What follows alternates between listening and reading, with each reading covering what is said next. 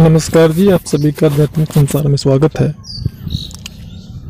अप्सरा साधना से संबंधित प्रश्नों के सीरीज में नया वीडियो प्रकाशित कर रहे हैं। जैसा कि आप सभी जानते हैं कि सोशल मीडिया पे तमाम अनाप शनाप और पाखंड फैला हुआ है। ऐसे में अभ्यासी जब साधना करने के लिए सोचता है या करता है तो कभी कभी गलत प्रकार के विधियों का प्रयोग करके या गलत प्रकार के वस्तुओं का प्रयोग करके साधक को अच्छा खासा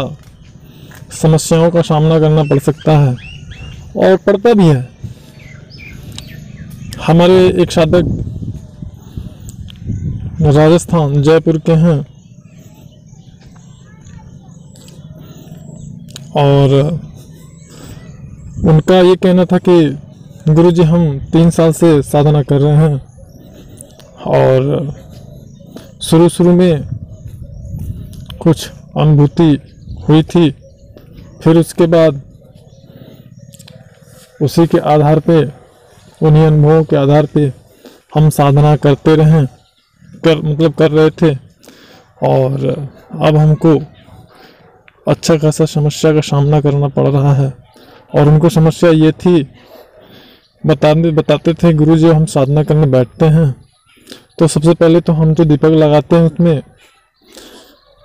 उल्टी सीधी आकृतियां बनती हैं और ऐसा लगता है कि कोई सुई लेकर के और हमारे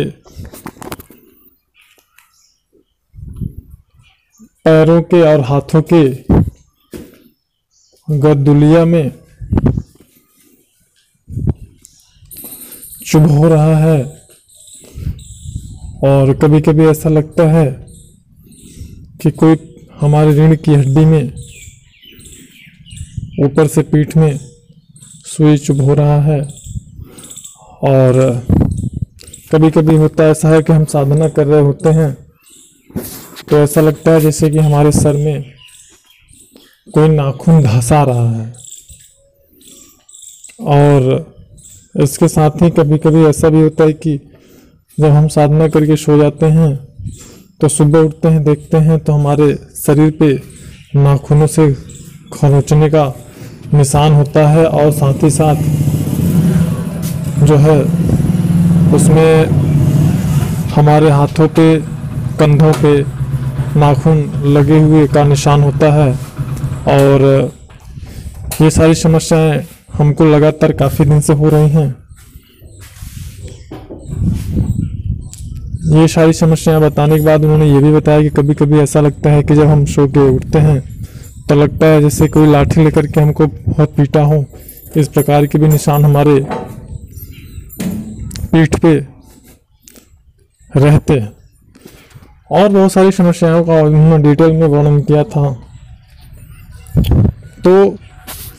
ऐसी समस्याएं जब साधक अधूरी जानकारी प्राप्त करके साधना करता है तो इस प्रकार की समस्याएं उसको होती ही हैं, क्योंकि गलत प्रकार से जब आप साधना करते हैं तो आपका जो ऊर्जा होता है वह निम्न स्तर की शक्तियों को प्राप्त होने लगता है। और जब प्रतिदिन आप किसी भी, अभी अगर कोई जानवर है, कोई कुत्ता है, अगर प्रतिदिन आप उसको देने लगी भोजन तो फिर वो तो रोज आएगा ना वहाँ पे और अपनी प्रकृति, अपनी नेचर के अनुसार वो व्यवहार भी करेगा। तो उसी प्रकार जो ये बुरी शक्तियां होती हैं, निम्न स्तर की शक्तियां होती हैं, तमोगुण से संबंधित प्रेत योनियों की अतृप्त आत्माएं, जब इन्हें प्रतिदिन जाप में गलत प्रकार से आप कुछ साधना करते हो तो जाप की ऊर्जा ये प्रतिदिन जब इनको प्राप्त होने लगता है। वैसे भी रात्रिकालीन जो साधना होते हैं उन साधनाओं में ये निम्न स्तर की शक्तियाँ आती ही हैं। क्योंकि रात्रि वेला इनके विचरण का समय होता है। इसीलिए हम साधकों को बोलते हैं कि सुरक्षा कवच का प्रयोग जरूर करिए,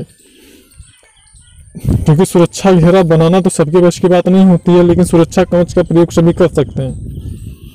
सुरक्षा घेरा आपका कितना मजबूत बनेगा यह आपके योग बल और तपोबल पर निर्भर करता है। और इस प्रकार हम जो कवच देते हैं वो सभी के लिए होता है और सदैव के लिए होता है। उसमें कुछ सावधानियां, कुछ परहेज होते हैं जो सभी के लिए होते हैं। तो अब जैसे कि कुछ साधक सवाल करते हैं कि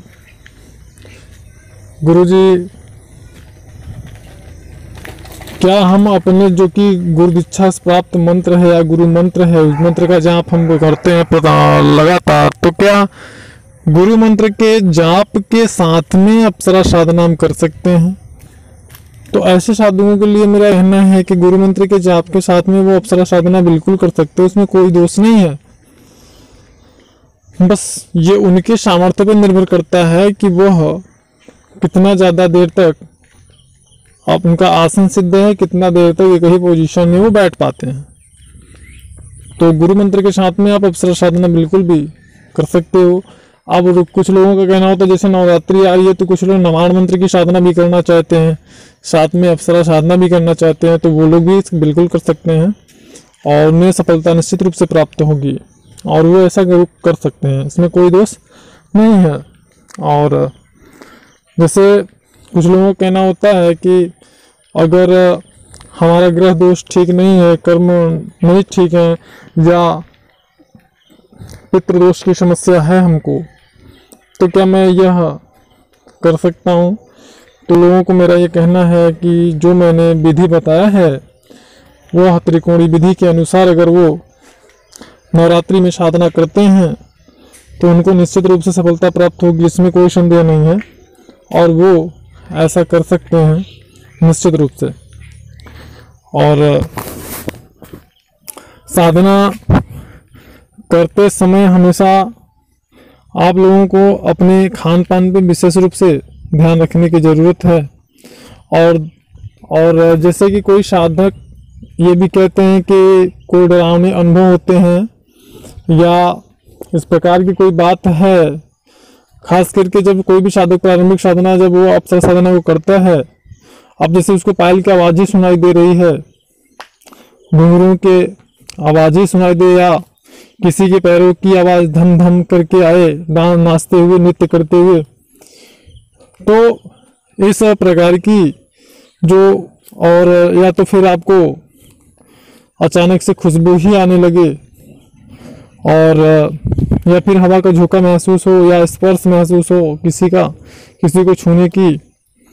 तो ये सारी चीज़ें अगर आपको अनुभव हो रहे हैं तो कुछ तो ऐसे होते हैं साधक जो कि छोड़ देते हैं साधना करना, वो साधना करना ही बंद कर देते हैं, डर जाते हैं। तो ऐसे में अगर सामान्यतः एक साधारण साधक को देखा जाए तो उसके लिए जो शुरुआती अनुभव होते हैं वो इस प्रकार के सामान्य अनुभव भी उन्हें डरावने अनुभव लगते हैं और वो साधना करना बंद कर देते हैं। तो ऐसा बिल्कुल नहीं करना चाहिए और उनको लगातार करते रहना चाहिए, अपने मार्गदर्शक या अपने गुरु से उसके बारे में संपर्क में रहते हुए जानकारी करते रहना चाहिए और उनको जानकारी देते रहना चाहिए कि अभी ऐसे एक्सपीरियंस या अनुभव हो रहे हैं तो फिर हमको क्या करना चाहिए। अब उसके बाद में बात आती है कि क्या अभी कुछ लोगों का ये कहना रहता है, कुछ ऐसे साधक होते हैं जिनका ये कहना होता है कि गुरुजी हम साधना कर रहे थे तो कुछ दिन जो है अनुभव आ रहे थे, उसके बाद अनुभव आना बंद हो गए। तो ऐसे साधकों से मैं ये कहना चाहूँगा कि ऐसा कब होता है, ऐसा तब होता है जब अनुभव आया और फिर अनुभव आना बंद हो जाए। ऐसा उस दशा में होता है जबकि आप गलत प्रकार से साधना कर रहे हों और ये बुरी शक्तियाँ आपको अनुभव करा रही हों और आपको लग रहा हो कि हाँ मुझे अप्सरा ये अनुभव करा रही है, तो फिर आप अगर सही डायरेक्शन में साधना करना शुरू कर देते हैं तो फिर ये अनुभव समाप्त हो जाते हैं, क्योंकि अपने आप वो जो है आना उनका बंद हो जाता है। तो फिर ऐसी स्थिति में आप ऐसा बिल्कुल ना सोचें कि पहले अनुभव आ रहा था और अब नहीं आ रहा, तो क्या हम साधना को बंद कर दें या ना करें, ऐसा कुछ भी नहीं है। आप बिल्कुल कंटिन्यू रखिए और प्रयास करिए कि अपने गुरु या मार्गदर्शक से जानकारी लेते रहिए और लास्ट में एक बहुत ही ज़रूरी और विशेष निर्देश मैं सभी को देना चाहूँगा। जो भी हमसे जानकारी प्राप्त करके हमारे निर्देश के अनुसार साधना कर रहे हैं,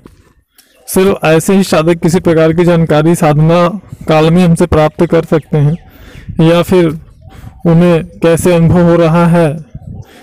उनकी सफलता या असफलता, इसमें हम उनका पूरा साथ जरूर देंगे। लेकिन जो साधक हमारी जानकारी या हमारे निर्देश के अनुसार में साधना नहीं कर रहे हैं, वो साधक कृपया हमसे साधना काल में किसी प्रकार का कोई प्रश्न ना पूछें, क्योंकि हम उन्हें जानकारी देने में असमर्थ हैं और उनकी सफलता या असफलता में हम किसी प्रकार का उनका सहयोग नहीं कर पाएंगे। क्योंकि ना तो मुझे ये पता है कि वो किस प्रकार से, किस विधि से, किस विधान से साधना कर रहे हैं, ना मुझे ये पता है कि उन्होंने किस प्रकार के यंत्र का प्रयोग किया है, कौन से यंत्र का प्रयोग किया है, उस बुक किस प्रकार प्रभाव प्रतिष्ठित या संस्कारिक है या नहीं है। यह सारी चीज़ें हमको पता नहीं है, और जब हमको कुछ पता नहीं है तो हम उनको क्या निर्देश दे पाएंगे। तो कल क्योंकि हमारे एक व्यूअर्स ने हमें कमेंट किया था कि मेरे 9 दिन हो गए साधना के अनुभव नहीं है।